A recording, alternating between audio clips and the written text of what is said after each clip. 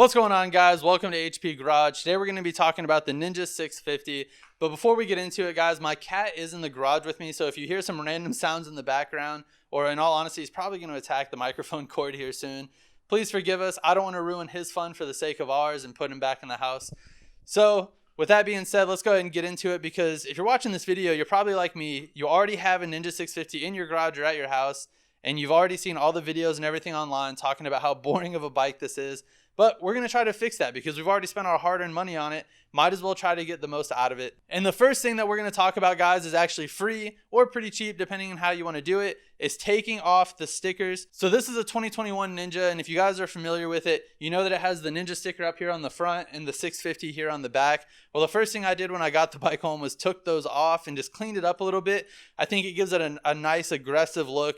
I'm a big fan of the clean look myself. Even my Skyline doesn't have many stickers on it. But a lot of that stuff is personal preference, and that's the biggest thing with motorcycles and cars, is making it your own. You definitely don't want to ride around on a bike that looks like everyone else's. So if you're on a bike that people already consider boring, and on top of that it looks like every other Ninja 650 out there, it's not really going to help your case much. Now, obviously, you can go further than just removing the stickers. I mean, that's obviously the free option. That's what I went with, and I like the clean look. But there are other options out there. You can obviously throw your own stickers on here. You can order, vinyl wraps and things like that off the internet and try wrapping it yourself. Sorry, I don't know what my voice just did right there. But yeah, you can order vinyl wraps and stuff like that online and try to wrap it yourself. There's decal kits that you can try to put on if you want to give it a more racy look or put a whole design down the side. But there is another option out there that I want people to think about. There are a lot of Ninja 650s out there. These bikes don't change that often, so it gives you a wide year range to get similar fairings and pieces. And with there being so many out there, some of them are going to be wrecked, and maybe it's something like they ding the tank and it totaled or something like that, and the fairings are still in good shape or maybe only scratches. Think about picking up some of those old used fairings and consider painting or just wrapping them on your own just to try to get better with it.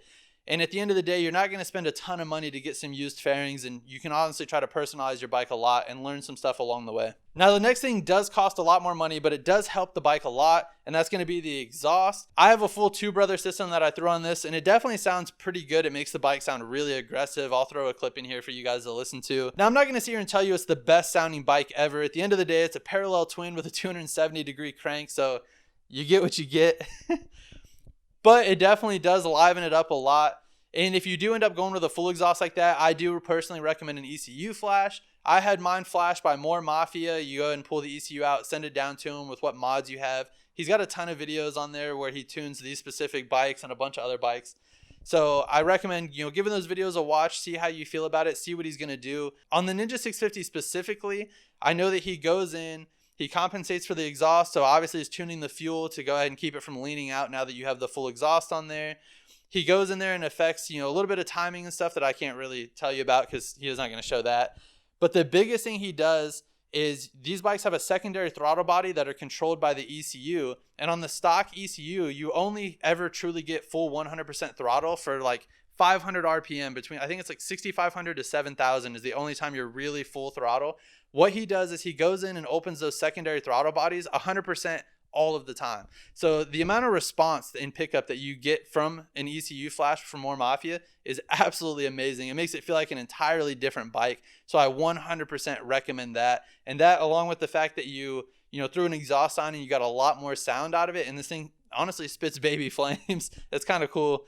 It makes the bike 10 times more fun. And the last thing that we're going to talk about, guys, is tires. Now, they do come from the dealer with a pretty good set of tires. However, they're not the greatest. If you guys read some of the reviews online, you might have already seen this.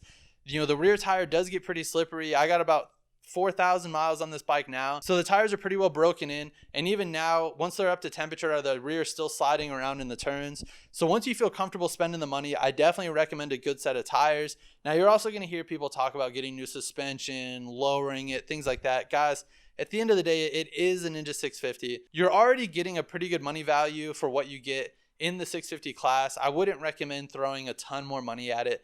And for a lot of people, this is going to be, their first or second bike. So I don't recommend just throwing everything you guys have in your account at a Ninja 650, trying to make it a race bike or anything like that. I would just do the little odds and ends, personalize it yourself, maybe throw some better tires on it when you're comfortable, and just enjoy the bike for what it is, and don't listen to all the people online.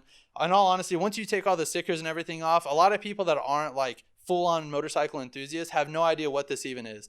Every time I go out, all they hear is, the loud popping and crackling and see it spitting flames, and people have no idea that it's even just a 650. Now, obviously, true motorcycle riders know from the sound that it's obviously a parallel twin, but it doesn't make the bike any less fun. And in all honesty, the motorcycle community is way more accepting than the car community. So just enjoy the bike. If you already have a Ninja 650, you're thinking about getting one, you did not make a bad choice.